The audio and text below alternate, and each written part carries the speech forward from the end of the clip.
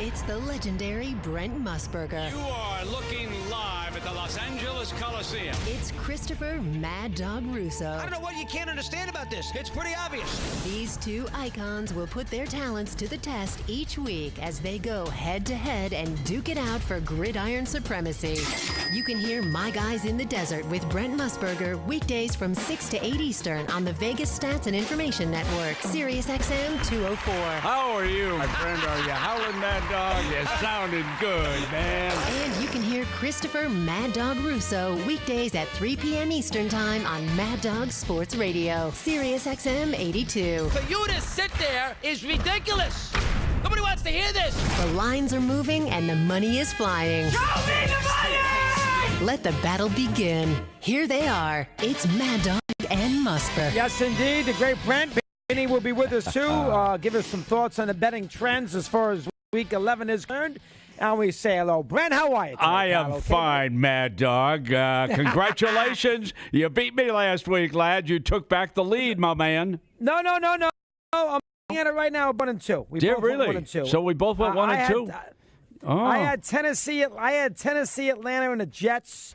And you had the Colts, 49ers, and Bucks. Okay. So you lost to 49ers and Bucks. Forget that. We'll get to the picks later. How's your week been, Brent? That's the most important thing. How do you feel? Everything okay? It is awesome. The alma mater is going to the Big Ten championship game against Michigan right. or Went to Ohio Northwestern. State. Yeah. Did you go to Northwestern because what made you? It's journalism school. What made you pick Northwestern? Let me hear. Because the elevator took me to Wrigley Field and Comiskey Park, and Ara Parsegan was the coach of the Wildcats. Really? No kidding. Absolutely. Because obviously Ara was there. So you were. What year did you get to Northwestern? I got to Northwestern in 59, 58 or 59. He goes 0-9. He goes 0-9 his first year. And I worked for the student newspaper, okay? And the sports editor was scared to death of confronting Parsegan. So I signed on not knowing a thing. And my assignment was to go get quotes from Coach Parsegan after every game. That was my job. I was to seek him out. And I got to tell you, those Armenian eyes just bore a hole in me, all right? Yes. And you better not ask Ara a stupid question. And, of course, I did, being just a freshman in college. He later was my analyst dog, okay? I know he was. So I said to him the first time he walked in the booth, all right, Coach, you understand, I'm the boss here. I like that. Did he remember you from Northwestern when you finally worked with him in the booth, Brent, or no? Oh, absolutely, because when he went down to Notre Dame, I covered him frequently down there as a writer for Chicago's American and later as the strip sports guy at BBM in Chicago, so I was frequently around. I actually met him getting off the train on East Lansing prior to the well-known 10-10 tie between the Fighting Irish and the Spartans of Michigan State. And I was there when Nick Eddy, the running back, took a misstep off the train and did not play against Sparty the next day. Yep. So it was that was a memory I will never, ever forget. You talk about an intense football game. Now, think about this for a second when you listen to Brent every Friday with us. Brent covered the Michigan State-Notre Dame game, covered the Ice Bowl, and also covered Super Bowl III. Did you not, Brent? I did, along with Super Bowl I as a newspaper man. We were in the Los Angeles Coliseum. Commissioner Pete Rozelle gave us all about a half dozen tickets to give away for Super Bowl I. I couldn't even give them away. I've still got them stored in a box someplace. They were $25 a piece. I've never forgotten that game, especially what a lot of people don't realize is that both networks, both CBS and NBC, televised Super Bowl I. NBC was not back out of commercial prior to the start of the second half, and they re-kicked it, okay? They got one of the officials to throw a bogus flag on the field, and they say, oh, well, let's re-kick it, okay? So that happened in Super Bowl I. Oh, how times have changed. It has. And there was the anniversary this week, and I'm sure you remember this, the anniversary of this week of the Heidi Bowl. Dave Haberstam wrote a lot about it on his little journal on the great game that nobody in America saw when the Jets played the Raiders in Oakland, and the Raiders scored 2 touchdowns in 9 seconds on a Sunday afternoon in November with Gowdy and DeRogatis, Brent. I'm sure you remember that game pretty well, correct? Absolutely. They cut away. for network programming, and nobody knew the result. And all of us who were covering sports, we were trying to get caught up. What in the world happened here with this? Those were the days of the Raiders, my friend. They sure were. I forgot about that, Brent, doing a Raider game. Did you know? Now, listen, Parsegian beat Notre Dame, and that's one of the reasons why they hired him, correct? Because he had beaten them when he was at Northwestern. Is that correct? He beat him every year. That's the reason why they hired him. And they said, we'll take this Presbyterian and we'll convert him to Catholicism. That's what the Irish were up to. They stole him. They basically backdoored us, and they stole him out of Evanston. Was that a controversial hire at the time or not? No, not so much, because he had improved Northwestern to the point of they were one play away from going to a Rose Bowl. And a fine running back who later played for the Patriots by the name of Ron Burton fumbled on a lateral against Wisconsin, and the Badgers recovered and marched down the field, and Wisconsin went to the Rose Bowl. People in Northwestern were so appreciative of what he had done to improve the program that they thought that Notre Dame had made a great hire, and obviously they did. He was just a sensational football coach and a better person. And he retired young, didn't he, Brent? I know his grandkids had that terrible disease, but the pressure? Why did Era retire so young? He had plenty of years to go, and he hung him up. How come? What was the reason for that? It was the pressure that was getting to him. He was offered at least 6 NFL jobs that came his way. Teams. His dad had been a doctor for the Cleveland Browns, I believe it was, for a while. Era had at least gone to training camp as a running back out of Miami of Ohio. Oh, yeah. Teams were coming after him all the time. But it was the pressure. It was the pressure cooker, illness within the family. He was just a great family man. And it's just such a horrible disease that took the life of some of his grandchildren through the years. But you just could not ask for a better human being than Era Parsegian. And he did a great job at Notre Dame. Notre Dame was struggling when he went down there, and he put that show on the road immediately. The one thing about Era can walk onto a practice field and watch guys work out, and he can say, this guy would be better at this position, that position, or whatever. He changed a lot of roles at Notre Dame when he went down there. A tremendous football man.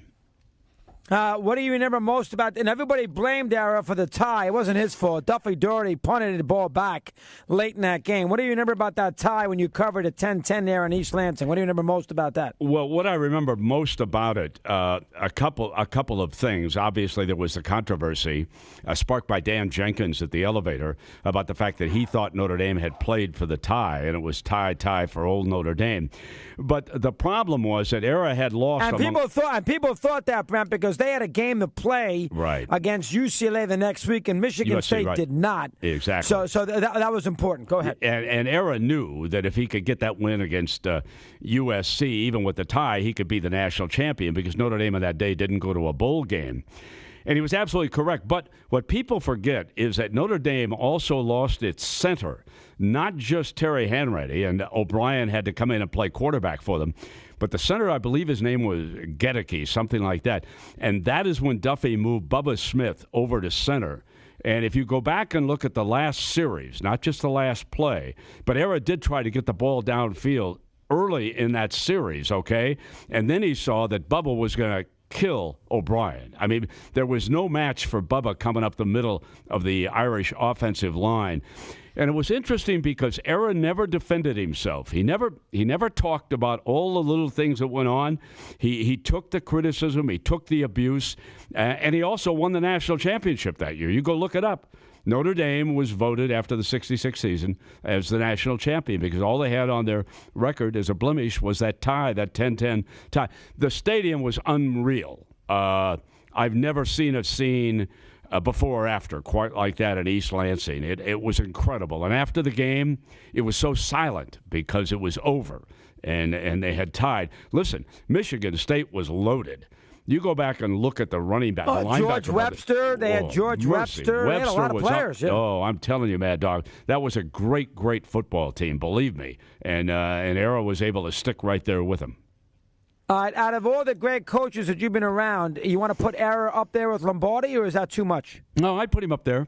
Absolutely. He belongs in the same discussion. Now, you have to understand I'm young and I'm around him a lot. I was around Coach Lombardi a lot, so I'm probably influenced as a young man by those memories.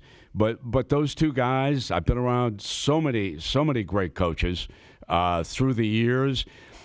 Both of them intimidated me. I have to tell you that at first, Era. I've told you the story about Era, but I used to be around Vince Lombardi, and it's kind of interesting about Coach Lombardi.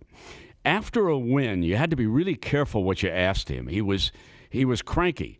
After a loss, there was never, now he didn't lose that often, but when he did, like in '63 and the Bears go to the championship and George Halas beats him, you couldn't ask for a better coach after a loss. He would tell you everything. Really? Wow. Yeah, he was unbelievable.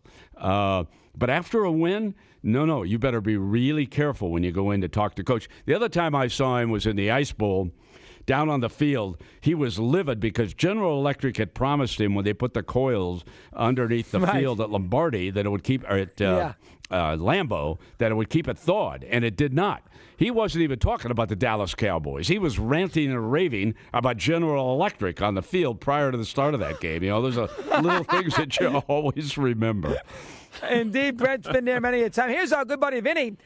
Vinny, I'm hot right now. I took the Giants at plus 155 against San Francisco in an open parlay. That's pretty good. I have Seattle from an earlier game earlier in the year, which I haven't closed yet, when they beat Detroit at plus 140. I took the over of Oklahoma State last week. That obviously game, hit. It was 80, and I got it easy. Easy. Right now the books are taking a little hit right now, Vinny, which is nice to see. Correct? Well, listen, don't feel sorry for us out there, folks. There's always there's a lot more games, and not only the games, but all the other associated aspects that go with it. First halves, you got halftimes, in game, and everything. But to your point, Mad Dog, the bettors have had out of the last 3 weeks, I would say the bettors are 2-1-1. Books got a little bit. Yeah, the books got a little bit back last week.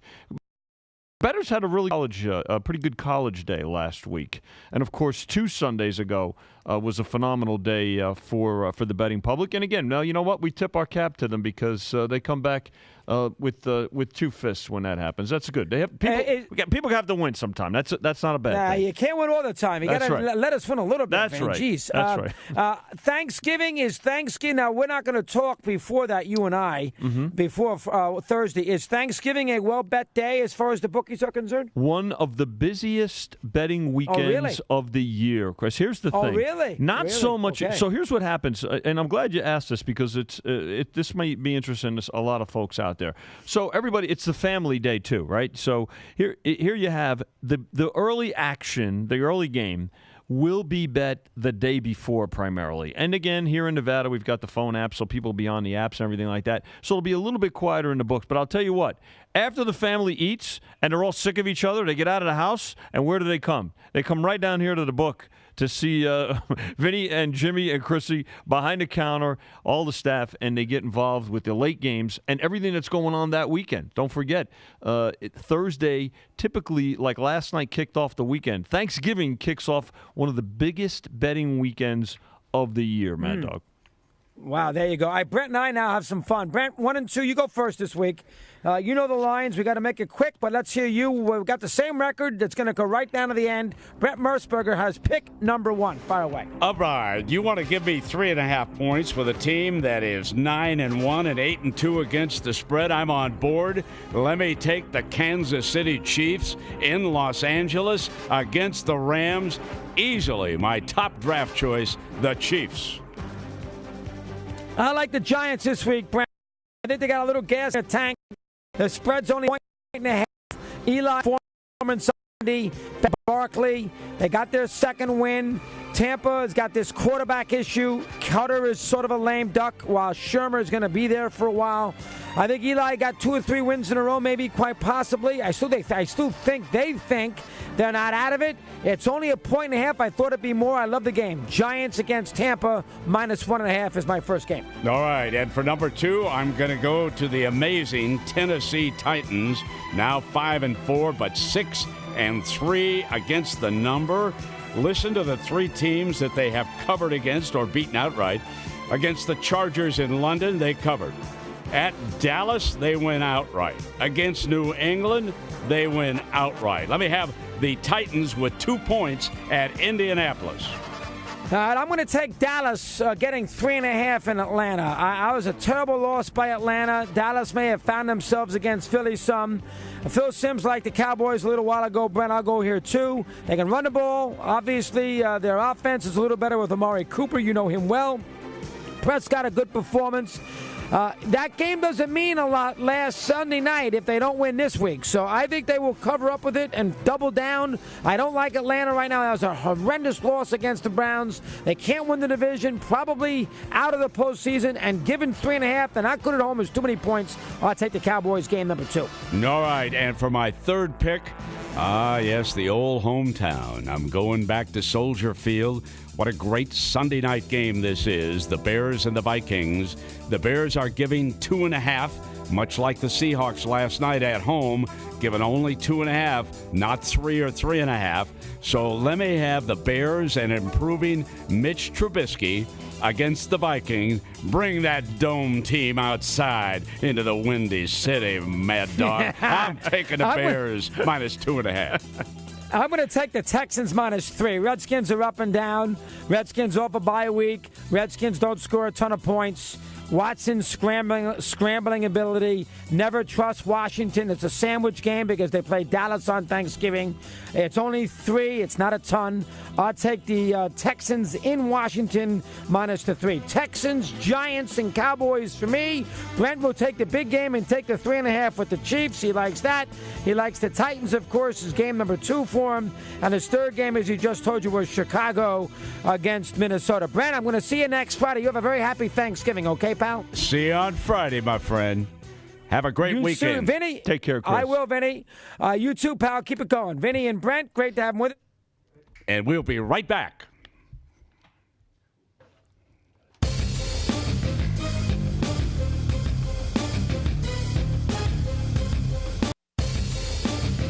All right, Vinny, wrapping it up. Take a look at the 3 picks that Mad Dog and I made each. Christopher, Mad Dog Russo, Week 11, the Giants minus 1.5, the Cowboys plus 3.5, and the Texans minus 3. Brent, you went with the Chiefs on Monday night, biggest game of the week in terms of betting action as well. Chiefs plus 3.5, Titans plus 2 against the Colts, and the Bears at home 2.5. So those are the 6 picks right there. Make sure you change that graphic that understands the Chiefs are getting 3.5, not giving 3.5. Somebody let me know where I can get the Rams plus 3.5. Yeah, exactly. Get a whole home team. You're going to run up to the counter. We'll bet both sides of that game, Brett. Yeah, and of course, Week 11 began last night. Mm-hmm. Those of us in the Super Contest who took a shot with Seattle are living the dream. We got through somehow, 27-24. Thank you, Coach McCarthy, and your eyes in the sky, which did not challenge a very questionable pass reception on the Seahawks winning drive. Back with my guys in the desert here on vsin.com, Sirius XM 204.